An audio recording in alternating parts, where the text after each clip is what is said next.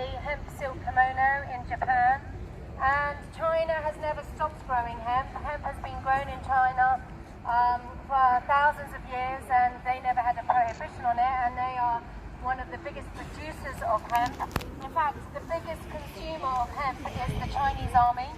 Underwear and socks in the Chinese army is all made from hemp, and it's called Ma in Chinese, which means mother, and the symbol of the hemp plant in China is the characteristic of it is a male and female hemp plant under a house, and that is because hemp is our best friend in the plant world.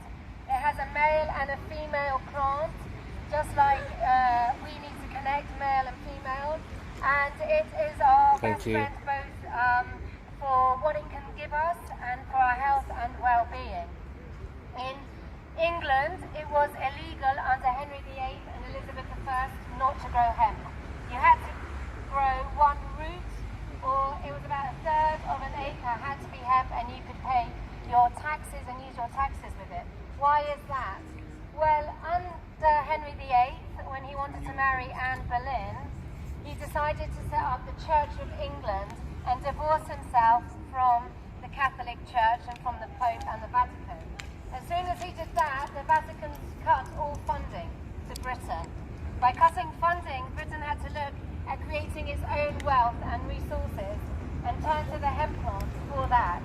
So under Henry VIII and Elizabeth I, we were a huge empire, a huge hemp growing nation. We grew the maritime industry under Henry VIII and Elizabeth I. We conquered colonies and countries under hemp. Hemp enabled us to build our boats for the rope and the sails and the food that you could take on board, because the hemp seed doesn't rot. And so we were able to become the British Empire. We should be calling it the British Empire. We are in the same position now. History is repeating itself. We have now left Brexit. We no longer have the money that's coming through from Europe. We have discommunicated ourselves from Europe, so we are in a situation that Henry VIII was, and we now need to look at hemp again to rebuild Britain.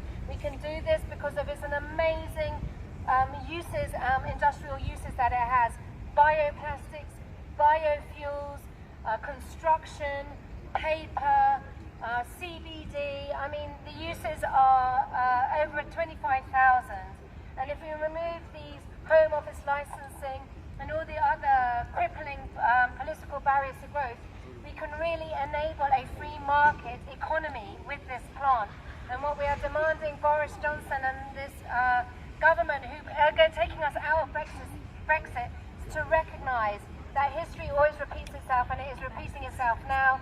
Let's turn back to British farmers, let's turn back to British manufacturing, let's turn back to British industry.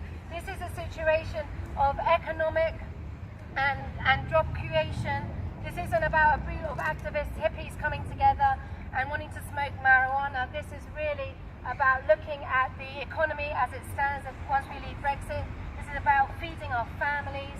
This is about creating an environmental benefit for England, for cleaning up the soils, from sucking carbon out of the atmosphere, and for becoming a leader in manufacturing like we always have been. Britain has always been a leader in manufacturing. Let us bring back that leadership by enabling us to manufacture the plant for all its uses and bring our planet back into planetary health and reignite our industry, our economy and our job creation.